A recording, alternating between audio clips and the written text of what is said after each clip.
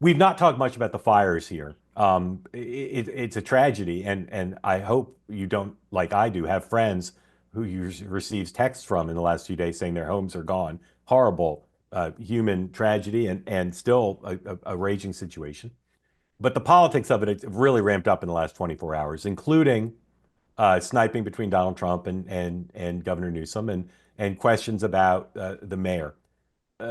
There's a reality to this. And again, our primary emphasis is going to be on the human loss, and a few people have died, but the people's memories and property and rebuilding is going to be very difficult, in part because California has very onerous requirements to build a house. And so one thing that's emerged is this question from the Republicans, certainly, but now from some Democrats, the question of one party rule in California, and the questions of, did things lead up to this regarding personnel, regarding environmental policies, other public policy decisions, budget cuts that made this disaster worse than it had to be. That, as I said, is something Republicans are certainly talking a lot about. But here's a tweet from one of Sean's favorite actresses, Sarah Foster. Now, if you Podcast. Google, if you don't know her, you never heard of her. Maybe she's a longtime actress. She's very connected in Hollywood. She's kind of like 3 degrees of separation away from lots of different famous people. Her father is a big music producer. Um, Here's her tweet, and she's a Democrat. We pay the highest taxes in California. Pretty close to true.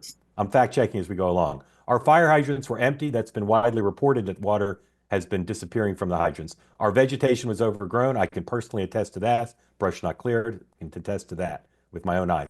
Our reservoirs were emptied by our governor because tribal leaders wanted to save fish. I don't know that that's true, but again, I know that's been widely reported. Our fire department budget was cut by our mayor. True. But thank God drug addicts are getting their drug kits. True. Then she asks the mayor and the governor to resign. She says, your far left policies have ruined our state. That's the big debate question, and also our party. We all know California is a great place. It has abundance of everything. It's one of the fifth largest economy in the world, I think. It's got everything. It's really one of the great crown jewels of America. And yet there is a perfectly sensible critique that policies of one party rule, there used to be a Republican Party in California, there's not currently, has led to bad decisions in public policy that may have contributed, and Sarah Foster thinks it has, to the scope of this disaster. Dan, what would you say if Sarah Foster was on our show today? Hopefully she'll be on tomorrow. I think there's a lot of frustration in California and particularly the Los Angeles area about a lot of things: homelessness, the housing crisis, what I'll call small crime. And this is kind of, it's been boiling, kind of like in New York City, the way the immigration crisis kind of, brought a lot of other issues to the surface and a lot of anger came out. I don't know enough. I've been trying to read the last 48 hours, what's truth and what's fiction. I don't believe Donald Trump has helped the cause with some of the things that he said. But as you say, Mark, there are even some Democrats speaking up in frustration about stuff. And I think, look, a wildfire and winds gusting at up to 100 miles an hour is not the result of a politician. But certainly when you have one party rule and things have not been going as well, and your mayor is in Africa and kind of didn't seem to kind of get right on a plane and come home immediately, it just, I think, is the perfect storm, no pun intended, of a lot of frustration in Southern California. Sean.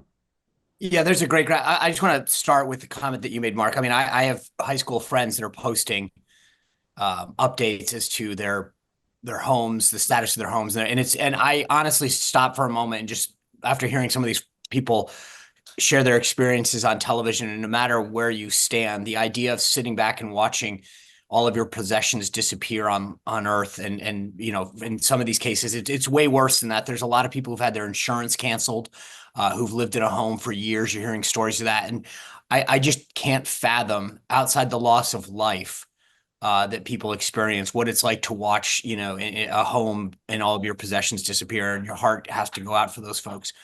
That being said, as we've discussed before in the case of North Carolina, it's important to discuss this. There is no question Karen Bass cut over $17 million from the budget of the fire department. One of the battalion chiefs was on the Today Show early this morning talking about the impact of those cuts. You can't make policy discussions and then say during a time of crisis, you can't discuss those policy decision choices. There is no question that this is happening, and this is not, I mean, whether or not some people are going over the top or not is a separate discussion. But the policy choices of Karen Bass and some of the Democrats out there are coming home to roost, and they need to be held accountable for them. I don't know why it's okay to criticize Republicans during natural disasters for how they handled certain things, but you can't hold people on the left accountable when things go wrong. In other cases, when there is a direct correlation between policies leading up to it and budget cuts. So it's unfortunate that we have to do this, but there's a reality. And this is, I would say that what I also want to just, I'll put a pin in it by saying this. We're probably the only ones having this discussion. When there were issues of in North Carolina and other things, it's always been about what Republicans have done, where the president was.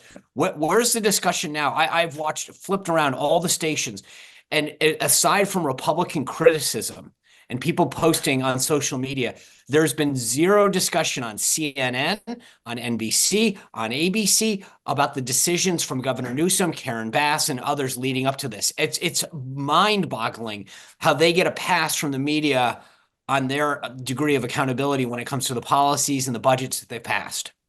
There needs to be accountability, but the last thing I'll say is I hope that Governor Newsom and others and the city council, it's a weak mayor in LA, it's just not her personally, but the way the system works. I hope they find a way to make it easier for people who want to rebuild.